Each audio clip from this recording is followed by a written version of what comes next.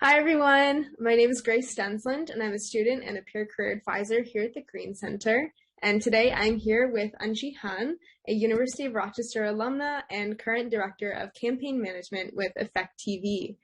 For the past 14 years, she has been working in a variety of marketing and strategy related roles at companies like Storied, T-Mobile, and Everyday Health. Thank you so much, Eunji, for joining me. Thanks, Grace. Did you want me to introduce myself a little bit? Yeah, for sure. Absolutely. Awesome. So again, I'm Eunji Han. I studied political science and English at University of Rochester. And I think I had a concentration in like media and marketing. I don't know if you guys still have that concentration.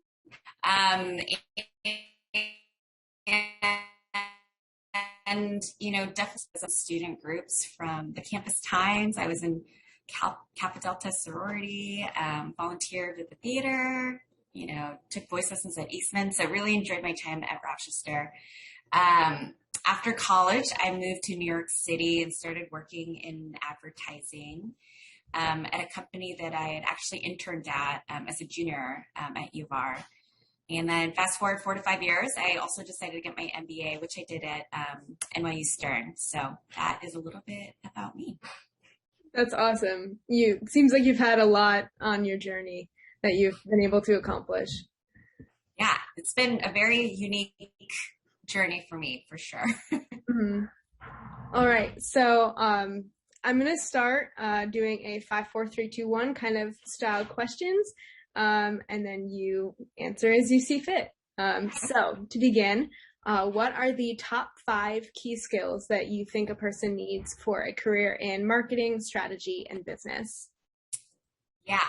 I think the first is really around being able to tell a story, and the power of like crafting a narrative or even like your narrative. So, in any marketing or strategy or even business job, you're going to be selling ideas or selling, why a client needs to buy, XYZ media proposal. And so just being able to put together a story with data and customer insights is super crucial. I also think networking, for you guys in the marketing field, a lot of what you do is through meeting people and building relationships. And so, once you're able to even have your narrative, it's so helpful in even networking. So you're kind of like, okay, I know my elevator pitch. This is how I want to approach it. And I would say a lot of the jobs and opportunities I've gotten has really been through networking. And so also, networking is like uncomfortable for everybody. So I know when people say like, oh, you need a network, it kind of like, you're like, oh, I don't really want to do it. So I would say like my advice around networking is 1, find a group that you're already like passionate and curious about so that it's easier to like have a genuine experience in that networking group. And then I would say like 20% of your networking is going to be out of your comfort zone. So, be brave, go up to the people that sometimes you wouldn't have normally. And, those might become some of your most meaningful relationships. So, there's an element of getting out of your comfort zone. And then I think the third would be building cross-functional relationships. So, in marketing, in strategy, you will always be working cross-functionally. Rarely will you be working in a silo. And so, whenever you join a new project or a new client team, just be really thoughtful of how you work with your partners and build those relationships. The fourth would be like being able to analyze data and insights for impact. Kind of going back to the first point, like you're always going to be telling a story and you're going to be faced with, having a huge data set and numbers, and you're going to have to figure out how to like build that into a story. And so I think this is something that I'm always working on as well, because there's so many new tools and different things that you need to learn throughout your career. But I think being able to really understand like what is the insight from the data will be super impactful, especially in any marketing role. And then obviously like my fifth is like learn the tools. So many tools out there. There's SQL, Tableau, R, Python, Excel, et cetera, et cetera. And so this is something like I think I've thought against, because I'm like, no, I don't need to learn that, but it is super helpful. And so, I'm sure you guys have already started taking all those courses or pros at it by now, but learn the tools.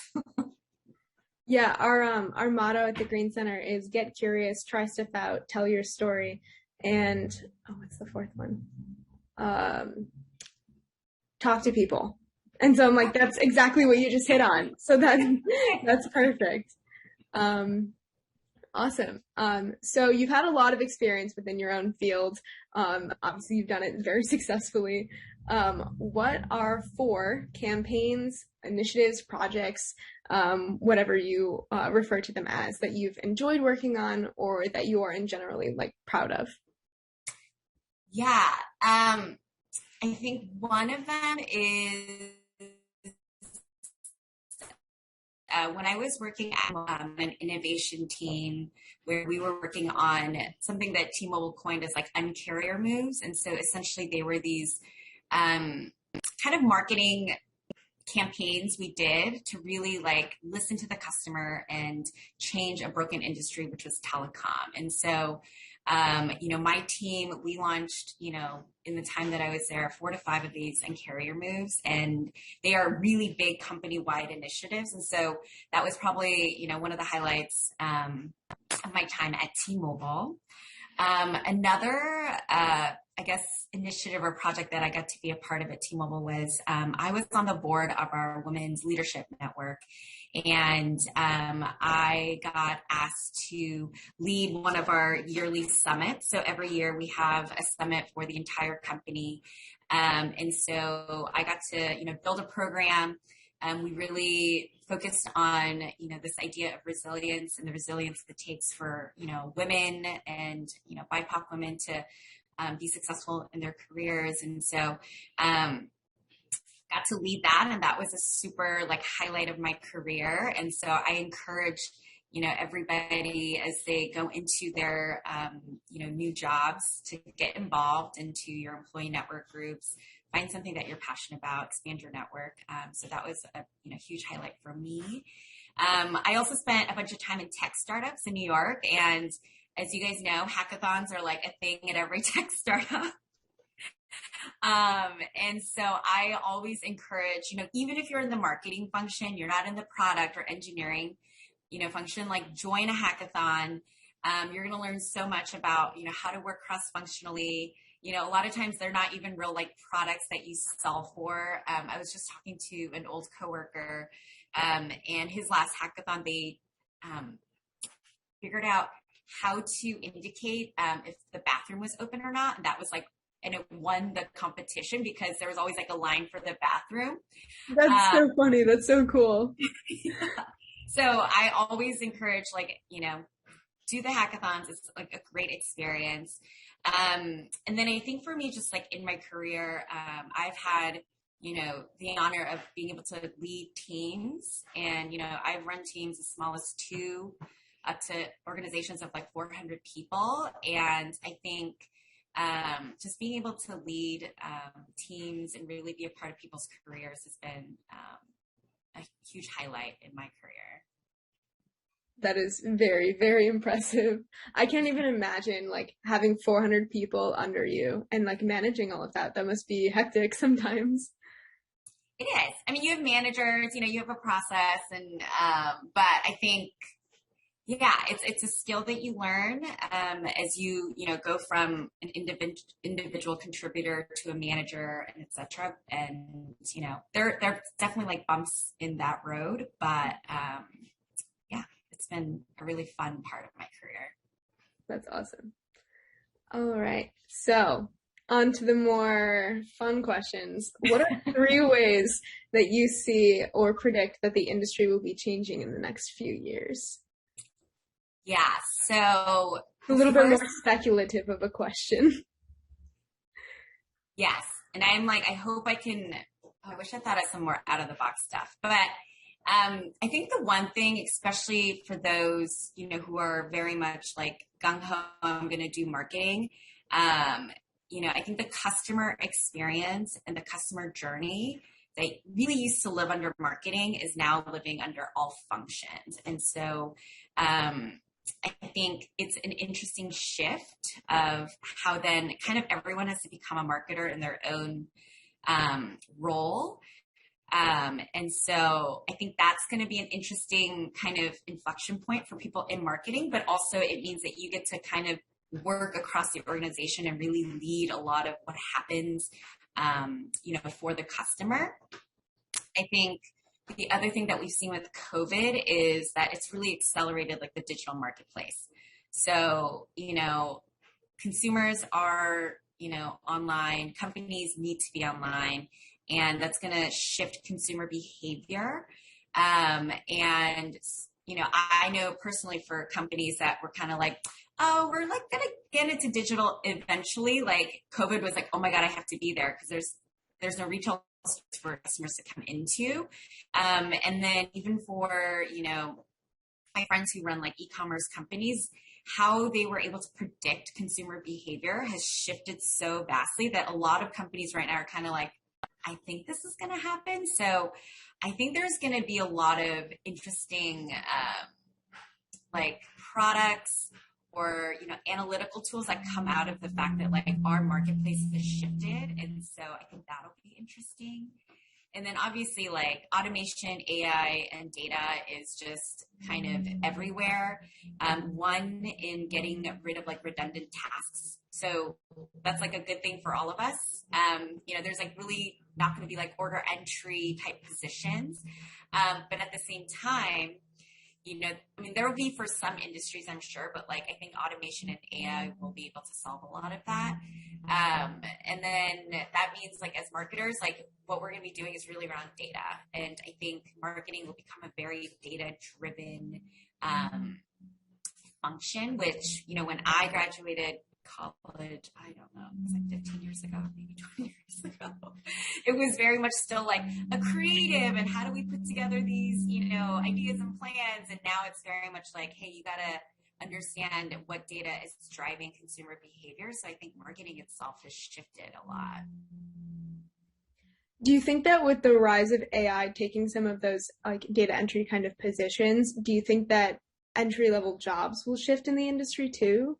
I think it will require, more entry-level positions to have technical skills or data tool skills, because you're no longer just like starting out being like, oh, like I'm putting an order into Excel or I'm learning, kind of a broad system. Like you're going to be coming in being like, hey, you need to be able to pull a SQL query or build, a dashboard in Tableau like early on. And so I think those tools are going to be super impactful. But actually, one of the things that I've been thinking about a lot is, as AI and automation takes up a lot of, kind of the repetitive tasks, like where do we as humans come in?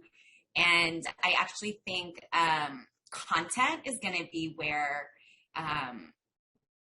automation and AI can do some up, but it's like the human voice and the human experience like can't really be replicated. And so I think it's going to be a lot about like data and like content, especially in marketing. Awesome. That actually kind of leads into our next question. We already kind of talked about the technical skills, but what are two things that you think University of Rochester students who are interested in marketing/business should know about or experience before they go and enter the workforce? Yes. So this is going to be like probably not the answer everyone wants to hear, but like I think before you enter the workforce, you should like go and learn a bunch of other things that have nothing to do with what you want to do. I would say like sometimes the best learnings, I think, come from learning something new, or taking a random class that has like nothing to do with your major. I think my senior year, I took a class on Paris. It was just all about Paris, the city. And it like really like fueled my love for travel and like helped me like get a new perspective on like how societies, functioned and were created.